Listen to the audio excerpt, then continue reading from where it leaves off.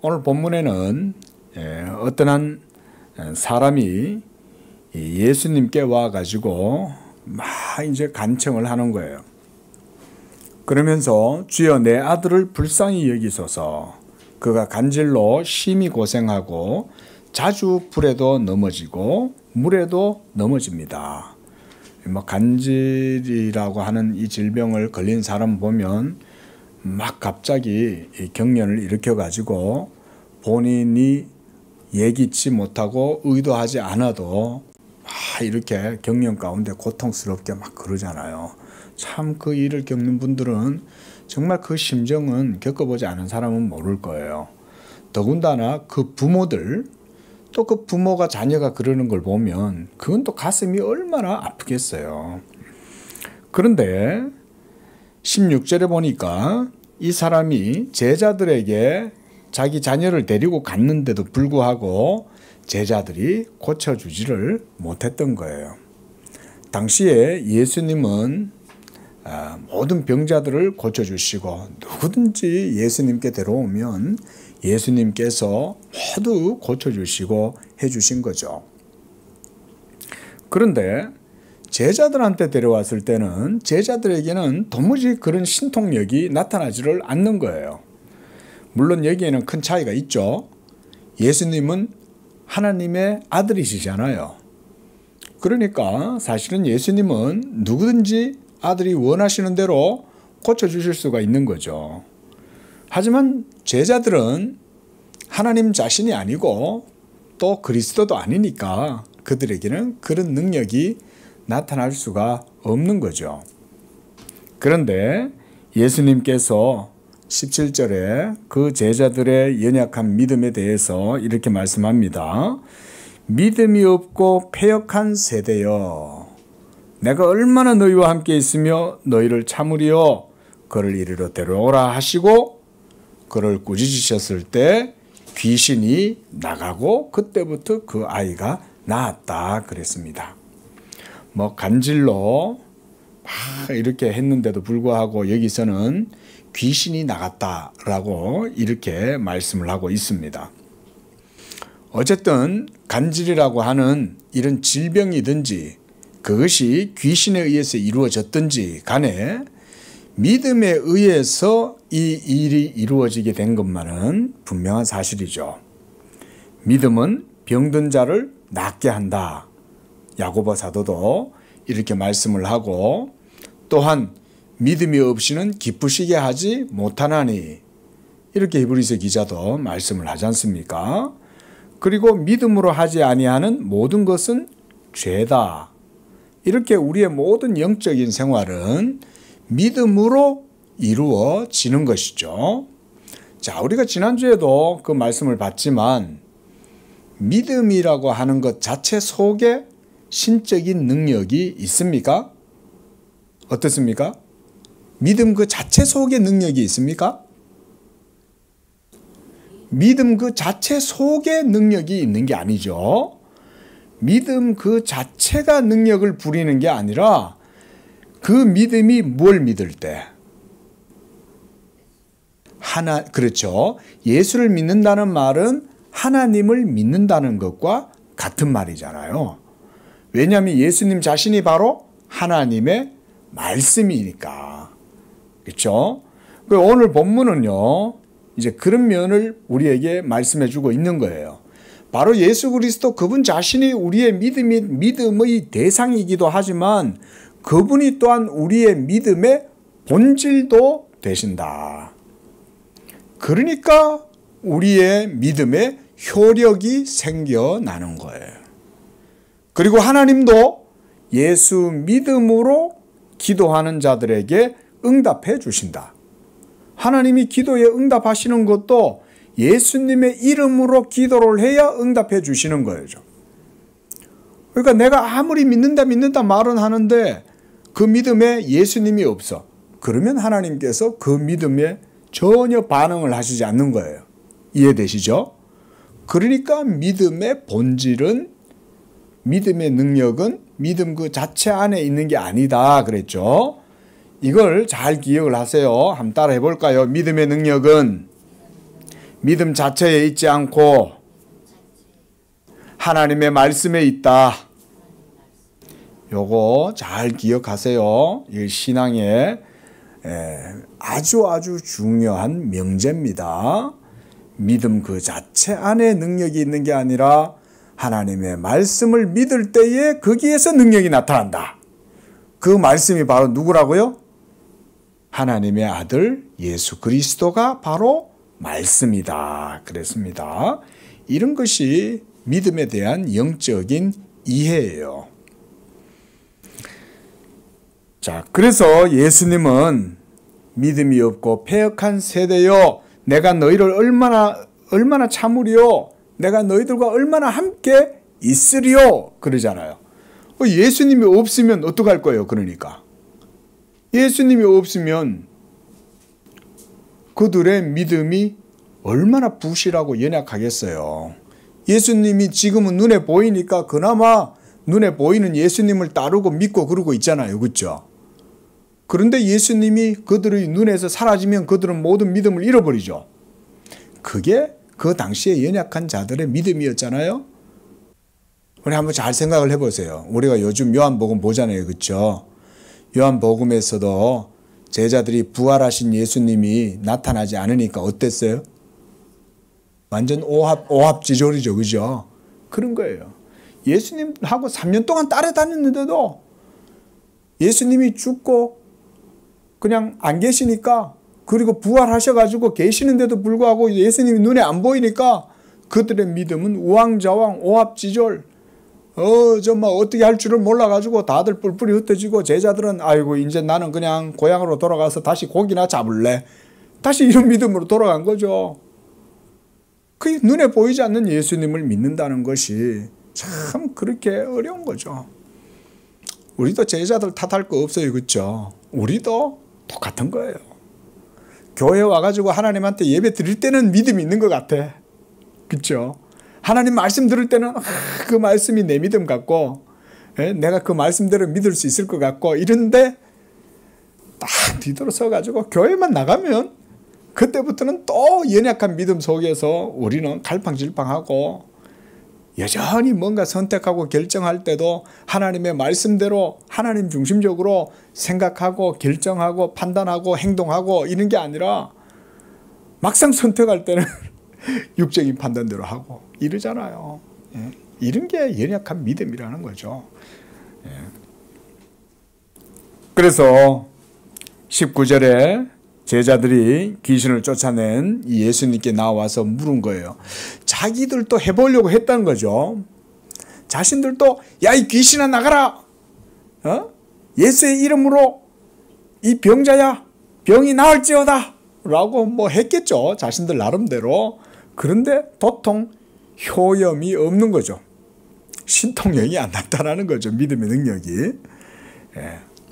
그것은 그들이 믿음이 작은 까닭이다. 오늘 20절에 보면 주님이 그렇게 말씀을 합니다. 믿음이 작아서 그렇다. 자, 이런 데서 우리가 믿음이 무엇일까, 이런 거를 좀 생각을 해볼 필요가 있겠죠. 그렇죠? 믿음이 무엇이길래 그러냐. 자, 이 믿음의 결국은 믿음의 본질과 핵심은 하나님의 말씀에 있다는 사실이, 그게 우리의 참된 믿음이 되어야 됩니다. 그러면 거기에서부터 믿음의 능력이 나타나기 시작합니다. 한번 그렇게 여러분 한번 믿어보십시오.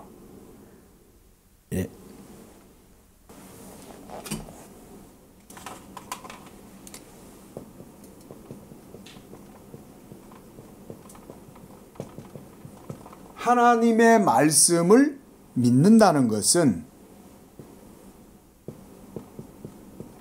우리가 믿는다 라고 이렇게 말하면, 하나님의 말씀을 믿는다고 할 때 믿음 그 자체가 능력이 아니라 그 능력의 본질은 하나님의 말씀에 있다 그랬죠. 그렇죠? 그러나 우리의 일반적인 육적 삶의 원리는, 육적 삶의 방식은 어떻게 이루어지냐면, 사실은 하나님의 말씀에 대한 믿음보다 내 자신에서 발생하는 믿음을 더 가치 있게 이긴다 이 말인 거죠. 믿음이라고 하는 것을 한마디로 정의하기는 쉽지 않아요. 사실은 뭔가를 그러나 믿는다 라고 할 때 둘 중에 하나예요. 내 자신을 믿든지 하나님의 말씀을 믿든지 둘 중에 하나인데 대부분은 다 뭐에 대한 믿음이겠어요? 그렇죠. 자신에 대한 믿음이 대부분이 다 자신에 대한 믿음. 여호와를 경외하는 것이 지혜의 지식의 근본이다. 그때 누구를 경외하는 거예요? 자신을 경외하는 거예요? 하나님을 경외하는 거예요? 하나님을 경외하죠. 하나님을 경외하는 사람은 하나님의 말씀을 듣겠어요? 안 듣겠어요? 그렇죠. 하나님을 경외하니까 그분이 말씀하시면 하나님이 말씀하시네 라고 하면서 들을 거 아니에요. 그럴 때 이 하나님의 말씀이 바로 믿음의 대상이 된다 이거예요. 그리고 경건의 능력, 복음의 능력, 우리가 소위 말하는 능력이라고 할 때 이 능력이 어디서 나오냐? 믿음 그 자체에서 나오는 게 아니라 믿음의 대상이고 본질인 하나님의 말씀 그 자체에서 나온다. 그리고 바로 이 하나님의 말씀이 우리에게 제시된 뭐예요? 우리에게 이 하나님의 말씀이 어떻게 제시가, 무엇으로 제시가 되었어요? 누구의 인격과 사역을 통해서? 예수님의 인격을 통해서 하나님의 말씀이 우리에게 제시되었다 이거예요. 예? 예수 그리스도의 인격이 그리고 사역이 곧 우리에게 제시된 하나님의 뭐라고요? 그러니까 이걸 듣고 다 잊어버리잖아요. 그죠? 그러니까 자꾸 반복을 해서 여러분이 들으셔야 돼요. 어떻게 보면 제가 이렇게 표현해서 좀 그런지 모르겠는데 이건 공식이에요. 공식. 여러분. 그러니까 우리가 경건의 능력이 어디서 나오냐? 이것도 공식에서 이루어집니다. 여러분 경건의 능력도 보통 사람들이 경건의 능력이란 말을 안 쓰고 무슨 말을 쓰냐면 영성이라는 말을 써요. 스피리추얼하다 이렇게 얘기해요. 예? 영성의 능력이다 그래요. 자, 영성의 능력이라고 할 때 이 영성이라고 하는 것과 경건의 능력이라고 할 때 경건과 이 둘에는 엄연히 차이가 있습니다. 이 경건의 능력이라고 할 때는 믿음의 대상이 본질이 하나님의 말씀에 있다는 것에 포커스가 맞춰져 있어요. 근데 영성의 능력이다. 얼마 전에 작고하신 그 이어령, 그러니까 문학 하신 분 아시죠? 이어령, 뭐 지성에서 영성으로 이런 책도 쓰시고 그랬는데, 자 그런 분 말하자면 뭐 그분이 무슨 신학을 제가 얘기하는 게 아니라 영성이란 말을 썼다 이 말인 거예요. 오늘날도 많은 분들이 이런 영성이라는 말을 쓰거든요. 예? 근데 영성이라고 하는 말의 포커스는 어디에 포커스가 맞춰져 있냐면 믿음의 본질과 대상이 하나님의 말씀에 있다기보다는 자기 자신의 믿음에 역점을 두는 거예요. 물론 이렇게 말하면 그분들은 아니다. 우리도 하나님의 말씀을 믿는다. 이렇게 말은 하겠죠. 하지만 교리적으로 교리적 논리, 교리적 공식으로 깊이 따지고 들어가 보면 그들은 내가 믿는다 여기에 포커스를 둬요. 만약에 여러분들이 믿는데 어떤 현상이 안 일어났어요. 그럼 어떻게 하실 거예요? 예? 여러분들이 믿는다라고 하는 것에 포커스를 두고 있다가 내가 실제로 믿었는데 그게 안 됐어. 그럼 어떻게 하실 거예요? 그 일을. 대략 난감이겠죠. 그렇죠? 나는 분명히 믿으면 된다고 그래서 믿었는데 왜 안 되냐 이럴 거 아니에요. 그러나 하나님의 말씀에 믿음의 근거를 두는 사람들은 뭔가 내가 믿음으로 한다고 했는데 뭔가 일이 안 됐어. 그리고 또 뭔가 문제가 생기고 어려운 일도 생기고 시험도 들고 여러 가지 문제가 생겼어. 그럼 어떡할 거예요? 그때 그 사람은 자기 자신의 믿음에 포커스를 두는 게 아니라 하나님을 경외함으로 이 경건의 도를 따라서 하나님의 말씀을 믿었기 때문에 자기 자신에게 지금 현재 온전하게 뭔가 일이 안 되고 어떤 불의한 일이라든가 어떤 큰 어려운 일이 닥쳤다. 그렇게 했을 때 그 사람은 하나님의 말씀을 믿기 때문에 그 믿음으로 오히려 인내하고 길을 방황하지 않겠죠. 시험에 들지 않겠죠. 어려운 일이 들어도. 왜냐하면 그 사람은 인내할 수 있는 거예요. 이런 차이가 있는 거죠. 그리고 하나님께 기도하겠죠. 그 사람은. 예? 이 사람은 자기의 의지와 능력대로 막 힘써보겠죠. 애를 써보겠죠. 예? 자기의 믿음의 역점을 두는 사람은 자기의 믿음을 뭔가 부려가지고 그걸로 뭔가 막 간절히 원하면 뭐 우주도 뭐 움직인다 이런 희한한 말을 잘 만들어내는 사람들 있잖아요. 예? 그 말하자면 그건 이쪽에 속하는 거예요. 내가 믿었으니 우주도 움직여줘야 되는 거지. 그러나 여러분 우주가 움직여줍니까? 여러분들이 간절히 원하면 우주가 움직여요? 그게 아니잖아요. 소위 말하는 영성이라는 게 그런 거예요. 하나님도 자기의 믿음에 반응하고 하나님도 내가 간절히 믿으면 하나님도 움직인다는 거 아니에요. 그런 게 말하자면 영성이라는 말 속에 그런 의미들이 다 들어가 있는 거예요. 자, 다시금 말씀합니다. 지금 경건의 능력 말씀하다가 지금 이 말씀을 드리는데 경건의 능력이라는 것, 이것은 모두가 다 하나님의 말씀에 대한 믿음에서 나온다. 그게 거기에서 진정한 능력이 나온다는 거예요. 이게 경건의 능력입니다, 여러분. 또 경건한 삶이기도 합니다. 그래서 우리가 하나님의 말씀 그러잖아요. 그렇죠? 말씀 중심 신앙, 말씀 중심 신앙. 왜 말씀 중심 신앙이라고 자꾸 그렇게 말을 하겠어요? 하나님의 말씀에 대한 믿음에서 모든 삶이 이루어지고 능력도 거기서 나오니까 말씀 그러는 거죠.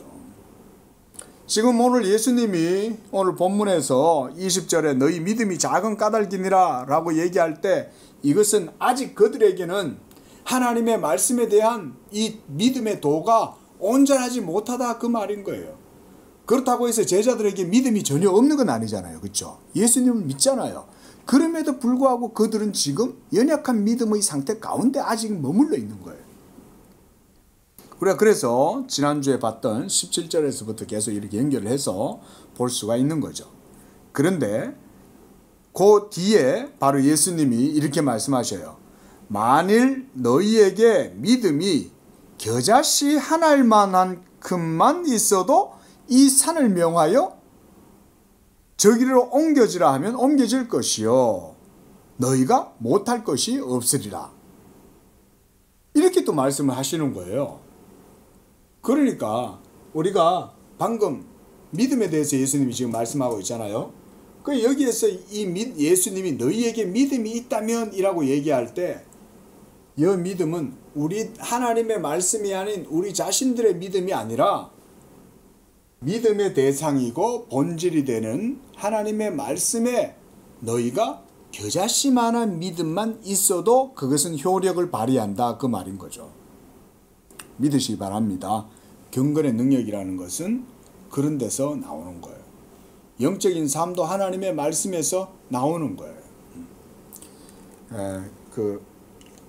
남묘호랑개교, 남묘호랑교 아시죠? 제가 예전에 그 남묘호랑개교 그 일본말로 그렇게 남묘호랑교 그러잖아요. 우리말로. 그거 하는 집회하는데 한번 지나가 봤어요. 이래 뭐 어떻게 하나 들여다봤더니 뭐 이렇게 막 책 뭐 글자가 적힌 어떤 이런 카드 같은 걸 들고는 계속 그걸 전부 다 앉아가지고는 남묘호랑개교 남묘호랑개교 계속 그러고 있는 거예요. 마치 뭔가 암시를 주듯이 계속해서 주문을 반복해서 외우는 거예요. 그런 게 말하자면 하나님의 말씀이 아닌 헛된 믿음이라고 하는 게 그런 건 거예요. 하나님이 말씀하지도 않았는데 자신들이 그 뭔가 자기들의 뭔가 교리인지 뭔지 내가 모르겠어요. 근데 그걸 막 적어놓고 이거를 지하철을 타고 갈 때도 앉아가지고 그걸 읽고 제가 지하철에서도 한번 봤어요. 이분이 계속 이걸 하는 거야. 왜 그걸 계속 막 의미 없이 그거를 뭔 말인지도 모르고 계속 그거를 막 주문 외우듯이 그러고 중얼중얼 거리고 있을까요? 자기 믿음을 자극시켜 가지고 뭔가 자기에게 행운의 어떤 운명의 신이 자기한테 뭔가 복을 주고 화를 물러가게 하고, 그렇죠? 이렇게 하기를 바라는 거 아니에요? 사수를 부리는 거죠. 한마디로 사수를. 예? 율법에 의하면 그런 식의 종교의 행위는 모두 다 불법입니다. 율법에 의하면. 물론 뭐 복음의 도와도 비교하면 마찬가지고요. 그런 거 전부 다 잘못된 종교죠.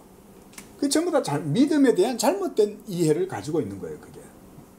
그러나 오늘 예수님이 말씀하신 너희에게 믿음이 겨자씨 한 알만큼만 있다면 이라고 얘기할 때, 그 겨자씨 한 알의 믿음이 뭐에 포커스에 맞춰져 있을 때? 하나님의 말씀에 포커스가 맞춰져 있을 때는 거기에 하나님의 능력이 수반된다. 왜? 이 하나님의 말씀이라는 것은 약속이잖아요. 예? 약속이라고도 할 수 있지 않습니까? 그렇죠? 예수 믿으면 어떻게 됩니까? 구원받죠. 왜 구원받아요? 그렇죠. 그게 핵심이죠. 그죠? 예? 예수 믿으면 구원받는 이유는 하나님이 예수 그리스도로 말미암아 우리에게 약속하셨기 때문에, 그렇기 때문에 구원받는 거예요. 예? 그뿐만 아니죠. 구원에 대한 약속뿐만 아니라 삶에 대한 문제에 있어서도 복음은 동일하게 주어지는 거예요. 이런 것도 우리가 아셔야 됩니다. 그래서 예수 믿고 천국만 가는 것이 아니라 하나님의 나라를 이 땅 가운데에서도 누리도록 하시는 게 또한 우리가 이 세상에서 기독교적 삶이죠. 이런 기독교적 삶을 살아갈 때 바로 경건의 능력이 예수 그리스도를 믿을 때에 복음의 능력으로 또한 나타나는 것이죠. 아시겠죠? 그러므로 여러분들의 삶 속에 믿음의 능력을 경험하려면 내 믿음 그 자체를 의지하는 게 아니라 하나님의 말씀에 대한 믿음으로 나아가야 된다, 그 말인 거예요. 하나님의 말씀으로 믿음을 나아가면 거기에 하나님의 약속이 있고 보증이 있고 또 뭐가 있습니까? 인치심이 있고 이런 거예요. 예? 이런 게 바로 영적인 삶의 핵심이잖아요. 영적 삶에 하나님의 보증, 하나님의 인치심, 하나님의 약속이 있으니까 거기에 우리가 원하든 원하지 않든 하나님의 선하신 일이 여러분들의 삶 속에서 이루어지는 거죠. 믿으시기 바랍니다. 우리가 뭐 알고 믿음의 삶을 삽니까? 그렇죠? 그저 하루하루 주어진 대로 살잖아요, 우리는. 예? 그러다가 어떤 어려운 일을 만나면 그때는 또 기도하는 것이고, 기쁘면 좋은 일이 생기면 감사하는 것이고 찬양하는 것이고, 우리가 뭐 그러고 사는 거지. 내가 뭐 계획한 대로 내일은 좋은 일이 있을 거야, 그러니 오늘 감사해야지, 이러고 사는 건 아니잖아요. 내일 안 좋은 일이 일어날 것 같으니까 오늘 뭘 예비를 해놓고 준비를 하고 있어야지, 이러고 사는 게 아니잖아요. 우리의 삶이 그저 날마다 숨쉬는 순간마다 내 모든 것을 하나님께 맡기고 그때그때 우리는 사는 거죠. 어떻게 삽니까? 믿음으로 사는 거잖아요. 그러니까 그때 믿음으로 산다고 할 때 우리 찬송에도 믿음으로 사는 자는, 그 믿음으로 사는 자는 바로 하나님의 말씀을 믿음으로 산다, 그 말인 거예요. 자, 그래서 이 작은 겨자씨만한 한 알의 믿음에도 하나님의 능력이 나타난다. 그게 바로 약속이기 때문에 그런 거예요. 자, 오늘 이제 18절 말씀도 우리 한번 보겠습니다. 지난주에 이어가지고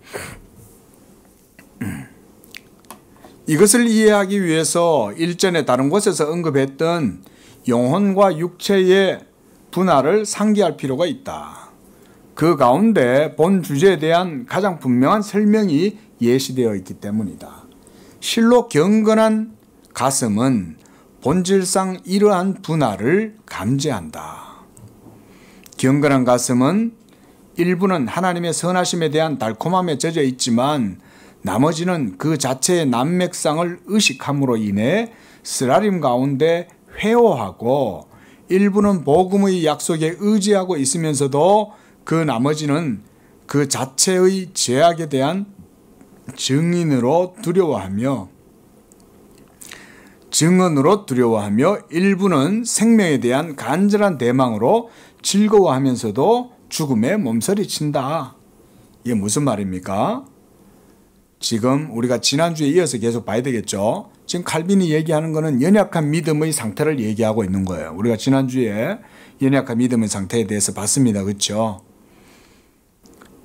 여러분들의 믿음의 상태를 객관적으로 볼 필요가 있어요. 우리 성도님들은 어떨 때는 여러분들의 믿음이 쨍하고 해뜰날 좋아가지고 청명해가지고 날이 너무 좋은 거야. 믿음의 날씨가. 오늘의 믿음의 기상 상태는 어떻습니까? 오늘은 시야 거리가 몇 킬로밖에까지 다 보입니다. 너무나 좋아요. 쨍하고 해뜰날이에요. 그런 믿음의 상태였다가 오늘의 당신의 믿음의 기상 상태는 어떻습니까? 구름이 잔뜩 끼고 폭풍도 치고 비바람도 몰아치고 돌풍도 일어나고 지금 뭐 엉망이에요. 우리는 이게 계속해서 순환되죠. 어떨 때는 좋았다가 어떨 때는 나빴다가 자이로드롭 타듯이 어떨 때는 쭉 올라갔다가 어떨 때는 막 침체되어 가지고 떨어졌다가 이런 거를 여러분들의 믿음을 객관적으로 이해를 해야 된다. 이걸 알고 경험하는 사람과 모르고 경험하는 사람은 큰 차이가 있겠죠. 도대체 왜 이런 거야? 이런 사람하고 아이고 오늘은 내가 내 영적인 날씨가 오늘 기후 상태가 좋지가 않네. 그걸 아는 사람하고 큰 차이가 있겠죠. 그렇죠? 성경은 여러분들의 믿음을 이렇게 표현해 주는 거예요. 그래서 지금 여기서도 지금 18절에서도 칼빈은 그 말을 하는 거예요. 전에 언급했던 것처럼 영혼과 육체의 분할을 이렇게 해서는 번역을 분할이라고 이렇게 말씀을 해 놓으셨는데 영혼과 육체가 속성이 다르지 않습니까? 그렇죠? 사도 바울이 오라 나는 공고한 사람이로다. 이 사망의 몸에서 누가 나를 건져내랴 그랬어요. 그렇죠? 예? 그래서 육적 본성과 영적 본성 이 두 가지가 있는 거죠. 그래서 육적 본성은 사망의 몸이에요. 이게 여러분들이 살아가는 몸입니다. 사망의 몸이기 때문에 여러분들의 몸은 날마다 머리도 점점 새치가 생겨나고 점점 세포도 윤기를 잃고 그러면서 그냥 점점 쭈글해져가고 주름이 생겨나고 몸에는 막 갖가지 염증이 일어나기 시작하고 그러면서 또 그뿐입니까? 그 육체의 공고함으로 인해서 여러분들의 영혼도 같이 상하죠. 영혼도 상하는 거죠. 거울을 들여다보면 마음이 상심이 되잖아요. 내가 어느덧 이렇게 늙었네 이러는 거 아닙니까? 예? 나는 지금까지 뭐 때문에 살았나 이러잖아요. 거울 들여다보면서는 자기의 늙은 모습을 보면 얼마나 초라하고 슬퍼요 인생이. 그러니까 마음까지 상하는 거죠. 예? 몸도 늙어가고 마음도 상하고 이런 게 바로 육입니다. 육. 근데 그런 육적인 모든 것들은 다 성령의 법을 거스르잖아요. 그렇죠? 그러나 내 마음으로는 하나님의 법을 따르고 싶어 하지만 내 속사람은 성령의 법을 쫓고 싶어 하지만 내 육체는 성령의 소욕을 거스리고 육의 본성을 따라서 가려고 나를 이끌어 간다 그러잖아요. 이런 상태, 이걸 바로 분할이라고 지금 그러는 거예요. 그러므로 바로 이런 상태에서 우리는 항상 번민하고 그 속에서 늘 고통하고 말하자면 이게 바로 기독교적 실존이라 그랬죠. 지난주에. 우리가 기독교에서 쓰는 실존이란 용어와 철학에서 쓰는 실존이란 용어는 그래서 다릅니다. 의미가 다른 거예요. 말은 실존이란 말은 똑같이 쓰지만 상태를 인식할 때 그 상태에 대한 인식이 철학에서 인간을 인식하는 것과 성경으로 인간을 인식하는 게 틀려요. 그렇죠? 어느 게 맞겠습니까, 권사님? 성경에서 인간을 보는 게 맞을까요? 철학이 인간을 보는 게 맞을까요? 그 두말할 나위 없지. 그거는 유치원 애한테 물어도 그렇게 얘기할 거야. 당연히 성경이 말해주는 인간의 실존이 이게 진짜 팩트지. 그렇죠? 그럼 성경이 뭐라고 인간의 실존에 대해서 묘사를 해요? 오라 나는 공고한 자로다 이 사망의 몸이라고 그러는 거죠. 그래서 여러분들에게 제가 몸이라는 얘기를 했어요. 몸. 이 육체가 몸이잖아요. 여러분들의 몸이에요. 부가적으로 여러분 이 몸은 여러분 개인의 몸만 사망의 몸이 아닙니다. 뇌를 연구하는 사람들의 주장에 따르면, 과학적 주장이죠. 그들의 주장에 따르면 사람의 뇌는 개인의 뇌 하나만으로만 존재하는 게 아니라 집단적인 지성에 의해서 집단적인 뉴런 시스템도 있다는 거 그래요. 제가 그 구체적으로는 잘 모르겠어요. 안 봐서. 근데 듣기는 들었어요. 제가 과학자들한테. 그러니까 뭔 말입니까? 우리의 몸은 한 개인의 몸이긴 해도 육이라는 것은 한 사람의 몸 자체 안에 국한되는 게 아니라는 거죠. 성경이 말하는 사망의 몸이라고 얘기할 때는 한 사람의 몸 그 자체만 말하는 게 아니라 인류 사회, 지구 공동체 전체가 예수의 영이 없으면 다 사망의 몸이다 이건 거예요. 우리 사회도 전체가 다 하나님의 영이 없이 예수 믿는 사람이 없으면 그들 모두는 다 사망의 몸이죠. 그래서 예수님도 예수님을 따르려고 하는 제자가 선생님, 저희 아버지가 오늘 돌아가셨는데 제가 선생님을 따르고 싶은데 제가 가서 저희 아버지 장사 지내고 난 다음에 주님을 따르겠습니다. 라고 하니까 예수님 뭐라고 하셨어요? 그렇죠. 그 말씀인 거예요. 죽었다는 거예요. 예수 믿지 않고 살아가는 일반적인 이 세상의 자연인들은 모두가 다 죽은 몸이다. 지금 현재는 생물학적으로는 살아있죠. 맥박이 뛰고 있고 호흡을 하고 있고 생각하고 사고를 하고 있음에도 불구하고 영적으로는 그들은 죽었다. 그 말이죠. 실제로 그들의 모든 삶 속에서 죽음이라는 것이 드러나잖아요. 그죠? 온갖 미움과 더러움과 거짓말과 그리고 살인과 강팍함과 이런 모든 것들이 그들의 모든 삶 속에 다 드러나잖아요. 네. 그게 사망이죠. 그런 게. 젊을 때는 내가 장차 자라가지고 내가 앞으로 커서는 이 나라와 국민들을 위해서 사회를 위해서 이바지해야지 이러면서 젊을 때는 청렴한 의식을 가지고 막 정치에 뛰어들었는데 들어가 보니까 사망의 몸에 뛰어드는 거지. 들어가 보니까 매나 또 그 밥에 그 나물이고 뭐 다 그런 거 아니에요? 그런 게 사망이다 이 말인 거예요. 한마디로. 그 사망에서 벗어나 있는 사람은 한 사람도 없어요. 모두가 다 사망의 몸인 거예요. 자, 이게 실존이다 그랬습니다. 이런 게 바로. 자, 그러니까 그런데 여기에서 경건한 사람은 어떻게 하냐? 경건한 사람은 하나님의 선하심에 대한 달콤함이 젖어 있지만 그 나머지 바로 이 육적인 부분에 대해 가지고는 남맥상을 의식하게 되므로 쓰라림 속에서 회오한다. 그리고 복음의 약속에 의지하고 있으면서도 나머지는 그 자체의 죄악에 대한 증언으로 두려워하고 그래서 일부는 생명에 대한 간절한 대망으로 즐거워하면서도 또한 반대로는 죽음에 몸서리친다. 자, 지금 칼빈이 인간 실존에 대해서 정확하게 설명을 해주고 있는 겁니다. 특히 여기서 말하는 실존은 그리스도인의 실존이에요.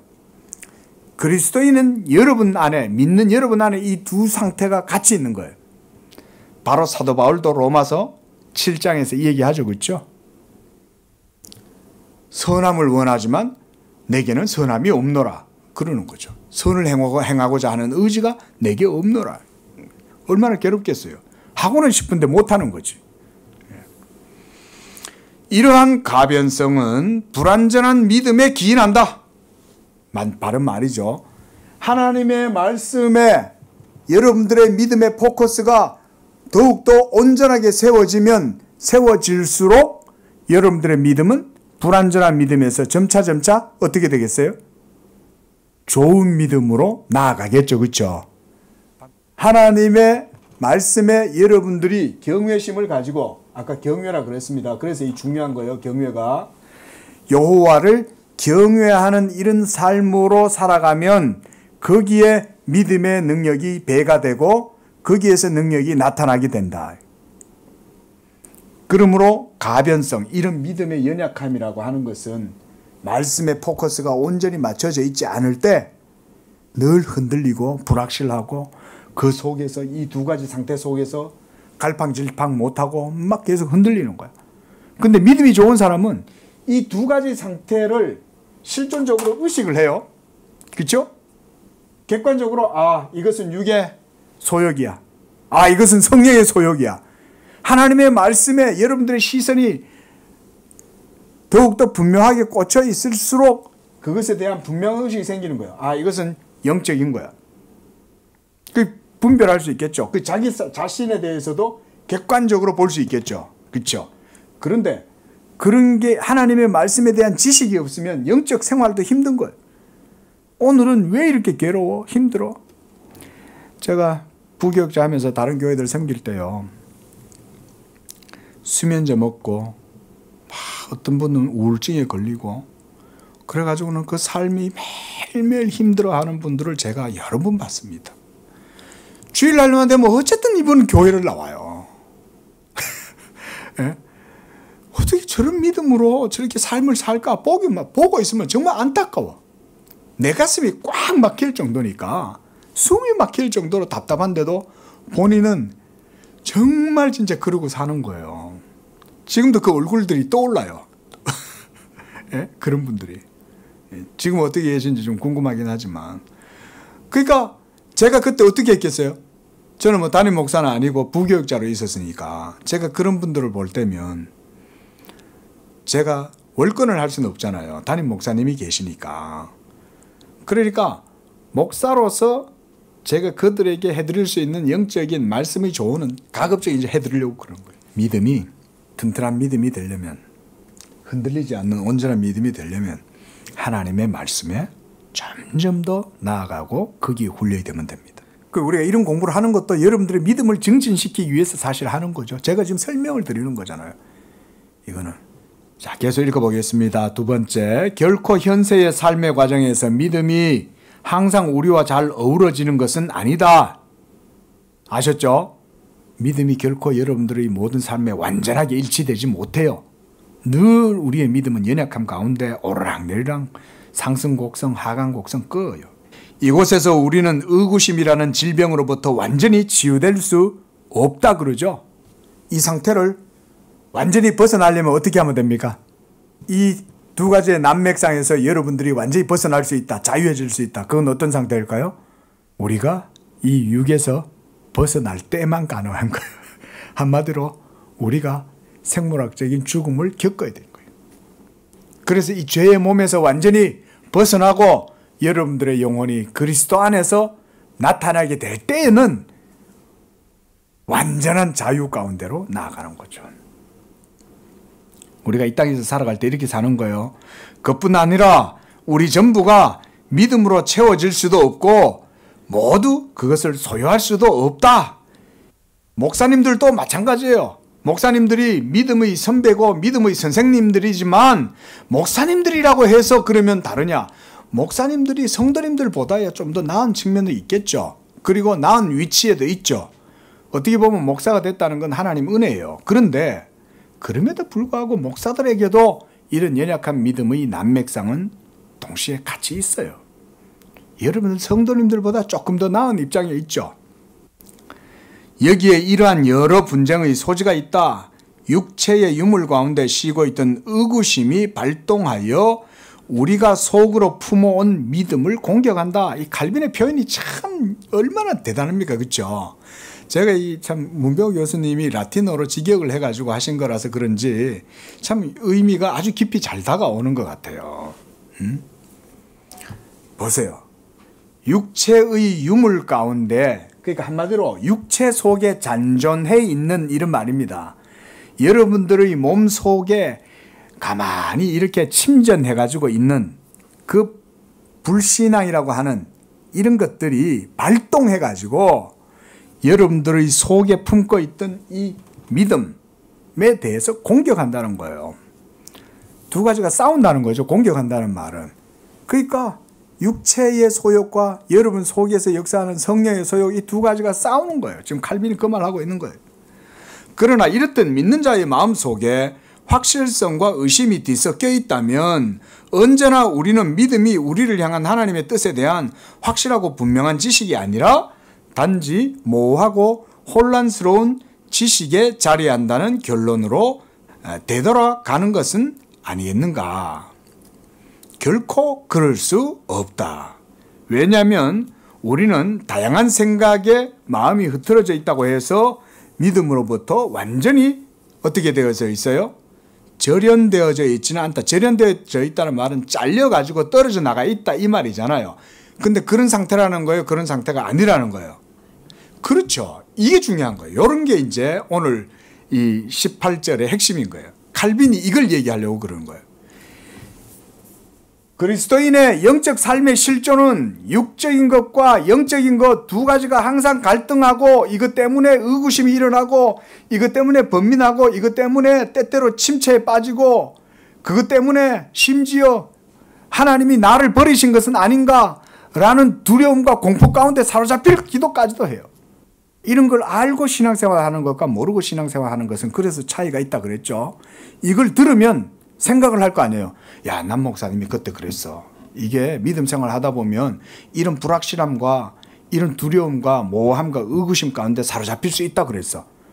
그때 그 생각이 날 거 아니에요. 이걸 들으면. 근데 이걸 안 들었어요. 그리고 모든 믿음의 주체가 하나님 말씀에 있는 게 아니라 내 믿음에 있다고 생각하면 어떻게 되겠어요? 잘 들어보세요. 믿음의 주체가 하나님의 말씀에 있는 게 아니라 믿는 나 자신에게 있다고 생각하면 그 사람이 복음의 위로와 평안을 누릴 수 있을까요? 없을까요? 평안을 못 누리는 거예요. 그럼 어떻게 하겠어요? 그 사람은 집착하겠죠. 그렇죠? 더욱더 어떤 이상한 증후군에 자꾸 사로잡히고 히스테리에 사로잡힐 거 아니에요. 그래서 목사가 말씀을 가르치는 거예요. 이걸 안 들으면 성도들이 믿음 생활하는 것 같은데 믿음의 주체가 헷갈리는 거야. 하나님의 말씀에 포커스를 못 두고 자기 믿음에 포커스를 두니까 자기 열심을 자꾸 부리는 거야. 자기가 열심히 뭔가를 해서 하나님을 감동시키고 그래서 자기 삶에 주어진 온갖 모든 이 문제들을 해결할 수 있을 거라는 헛된 자만심에 사로잡히는 거야. 이게 마음이 부풀어가지고. 그러니까 어떨 때는 막 믿음이 좋은 것 같을 때는 하나님 말씀과 상관없이 자기 믿음이 좋으면 기분이 좋은 거야 이게.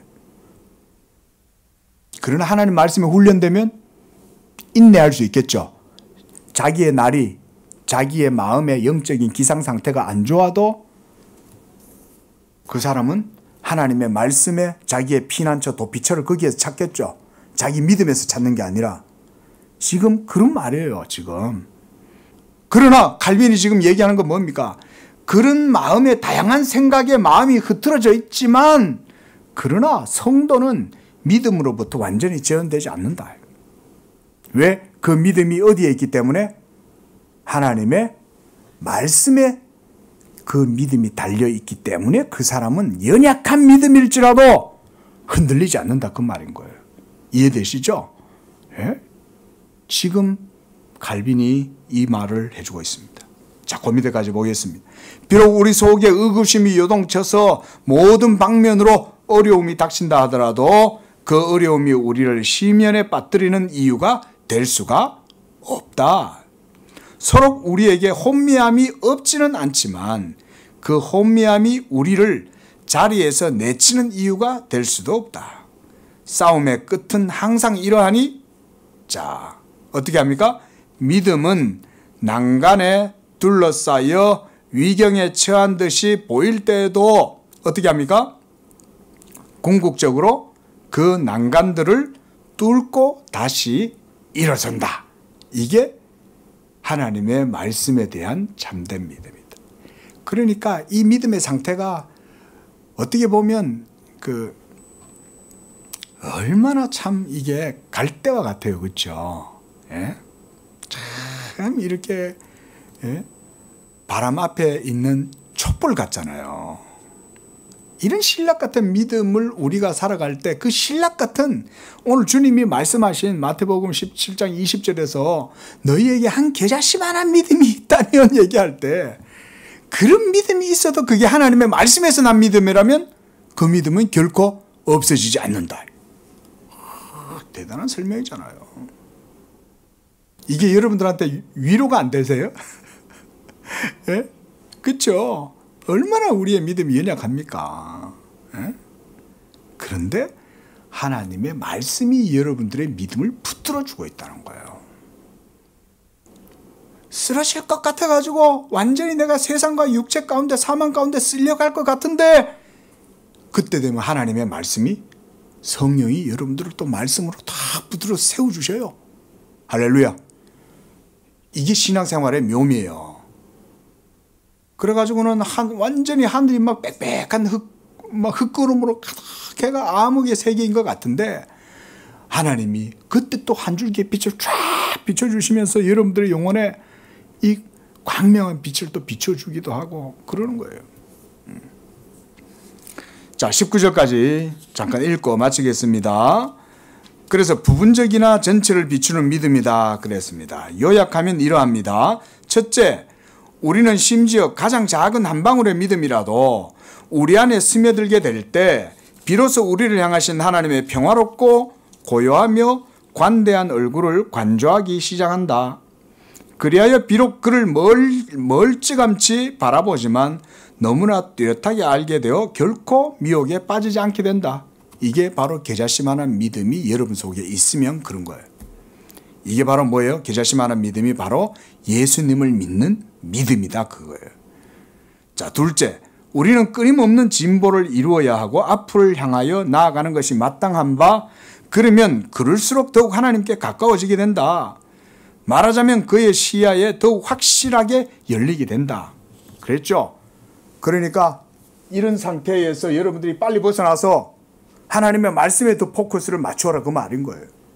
그러면 이 성화의 삶 속에 그리스도의 지식이 여러분들에게 더 쌓이게 되고 그 지식이 쌓일수록 이 연약한 상태를 여러분들이 객관적으로 인식하게 되면 그때부터는 뭘 바라냐면 이 몸을 벗어나고자 하는 것이 아니라 위로부터 주어지는 하늘의 부활의 몸을 덧입기를 원하는 상태가 된다 그 말인 거예요. 예. 세 번째, 우리가 보듯이 하나님을 아는 지식으로 조명된 마음일지라도 처음에는 많은 무지에 둘러싸여 있지만 그 무지는 점차 거쳐지고 만다. 그 마음은 비록 어떤 것에 대해서 무지하고 무엇을 식별하기는 하되 모호하게 함이 없지 않으나 그것 자체를 향한 하나님의 뜻을 아는 확실한 지식을 즐기는 것을 방해받지 않는다. 왜냐하면 이 지식이 믿음의 첫 번째 부분이자 가장 중요한 부분을 이루기 때문이다. 마치 어떤 사람이 태양의 광선이 아주 좁은 문을 통해 비껴 들어와 절반만 비치는 듯이 보이는 감옥에 갇혀 있어 실로 태양의 전경에 대한 시야가 박탈당하였으나 그의 두 눈은 사라지지 않는 밝은 광채를 응시한 채 모든 유익을 누리는 것과 같다. 참 이 문학적인 표현 같습니다. 감옥에 갇혀 있는데 옛날의 감옥은 그렇잖아요. 옛날의 감옥은 얼마나 그게 참 인권이라는 게 없지 않습니까? 그런 감옥 속에 갇혀 있으면 빛이 언제 들어오겠어요? 발에는 착고가 매어져 있고 인권은 완전 박탈돼 가지고 음식도 썩은 음식이나 먹고 그러고 거기서 있을 때 빛이 한 걸로 쫙 들어올 거 아닙니까? 그 문틈 사이로. 그게 우리의 삶이다 그 말인 거예요. 그게 바로 우리의 육체 속에서 살아가는 삶. 육체가 그래서 영혼의 감옥이다 이런 식으로도 표현하지 않습니까? 그 육체가 얼마나 괴롭겠어요. 여러분들의 삶을 착고처럼 붙들고 있고 이런데 거기에 빛이 비친다 이 말인 거죠. 그리고 그 밝은 광채를 응시할 때 모든 유익을 누리는 것과 같다. 이렇듯 우리는 보세요. 지상의 몸의 족쇄에 묶여 짙은 어둠 속에 우리의 모든 부분이 그늘져 있지만 아주 작은 한 줄기의 광선이라도 하나님의 빛이 비추어 우리가 그의 자비를 되비추게 될 때 우리 속에는 더할 나위 없이 견고한 평정, 이 아타락시아라고 하는 게, 그래서 고대 철학자들도 아타락시아다 이런 말을 하지 않습니까? 그렇죠? 그런데 여기에서의 아타락시아는, 이 평정은 무슨 상태입니까? 예수 그리스도의 말씀에 대한 믿음에서 누리는 평정, 피스, 평화예요. 예? 이게 겨자씨만한 하나의 믿음이라도 있으면, 그 작은 믿음일지라도 하나님의 말씀에 기인하는 믿음이므로 그는 이런 복음의 은혜를 누리게 된다. 그 말씀을 하고 있습니다. 자, 오늘은 19절까지 보겠습니다. 기도하겠습니다. 자비하신 하나님 아버지, 우리에게 예수 그리스도를 믿는 믿음을 주시고 하나님의 말씀을 믿음으로 말미암는 우리 영혼의 생명과 의와 또 복음의 평안과 위로와 안식과 또 복음의 자유를 우리에게 주시니 감사합니다. 너희에게 이 작은 겨자씨만한 하늘의 믿음이 있다 할지라도 너희가 그 믿음으로 지산을 향하여 바다로 던지우라면 던지울 것이다, 옮겨질 것이라고 하신 말씀대로 하나님의 말씀을 믿는 그 믿음으로 우리가 이 땅 가운데서 살아갈 때 그 말씀의 능력을 의지하고 하나님의 말씀 중심의 삶을 살아서 여호와를 경외하는 자가 누리는 그 경건의 능력, 하나님의 믿음의 복을 누리는 복된 삶들이 되게 하여 주시옵소서. 예수님의 이름으로 기도합니다. 아멘.